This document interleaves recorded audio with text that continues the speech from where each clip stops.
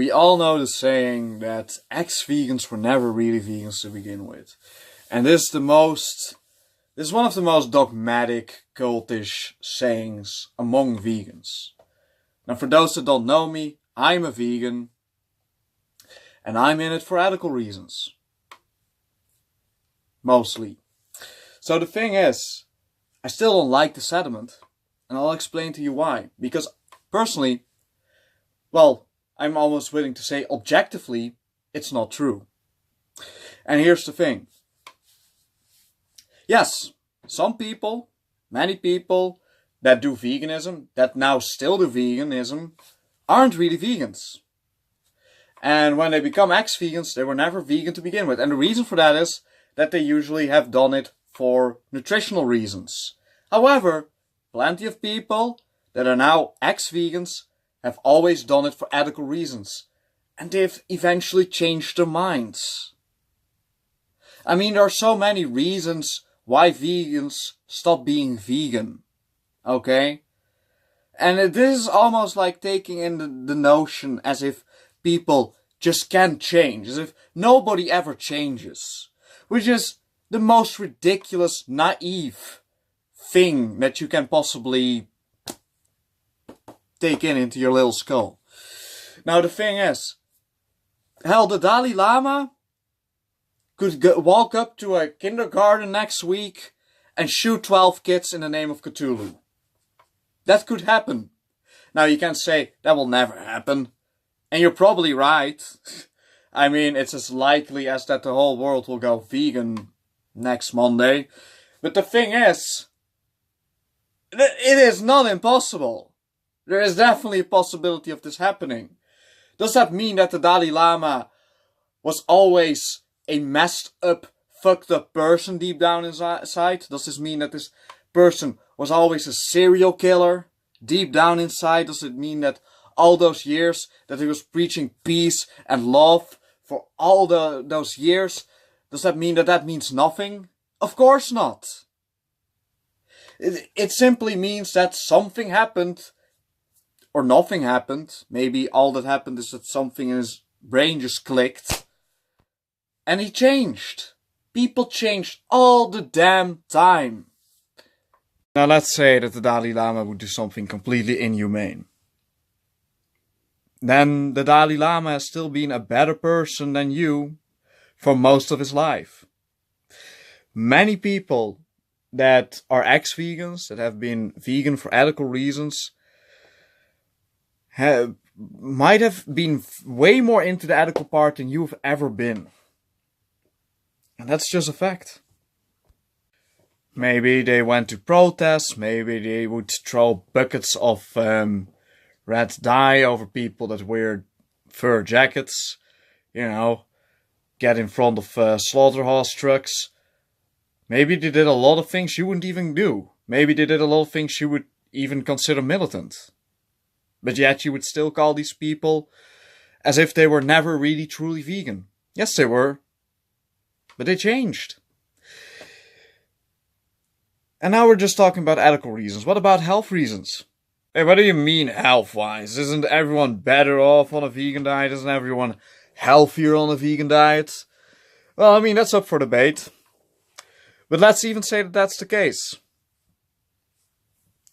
Some people get conditions where they simply can't do veganism. They become unhealthy. They become sick when they try to eat a lot of plant foods. I mean, hell, consider this, okay, for a second. Consider that you are really into weightlifting, right? You need a certain amount of protein. All the beans you eat, you're sensitive to that. So you can't eat the beans. The beans just make you bloat. Doesn't matter what kind of beans you eat. Protein powders, really harsh on your digestion. You can't eat that either.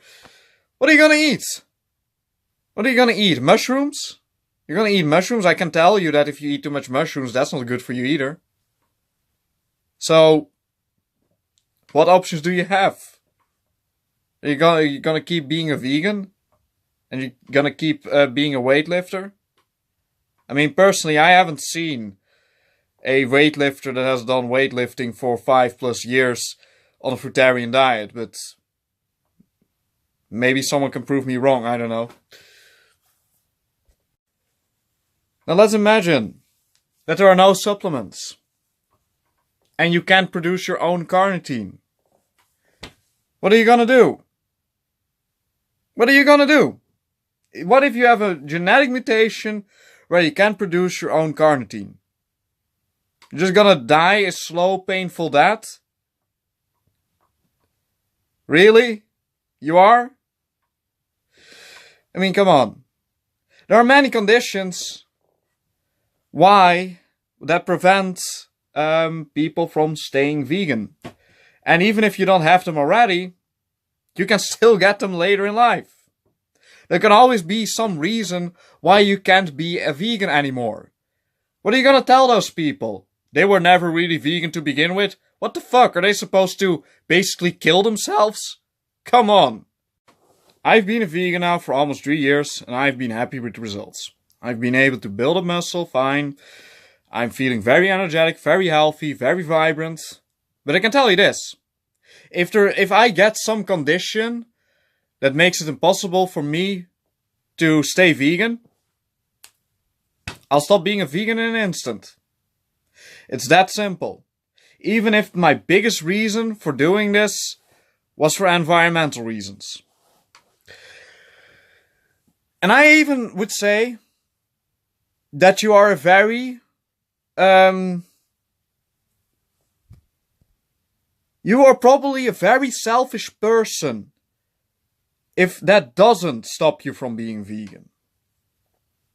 And it's very selfish if you can't understand why this makes people stop being vegan. And I'll explain to you why. As much as I care about animals, I care a lot more about my friends and family. And I don't want them to see that I'm basically killing myself, basically living a painful, slow withering death. You know how intensively stressful it is for your parents, for your friends, to see you suffer to that extent? Where you know, for example, you can't produce your own carnitine, or you simply are sensitive to all plant foods. Celiac intolerance, it happens. You can become sensitive for all plant foods. Can you imagine how stressful that is? What are they gonna do when you're dead?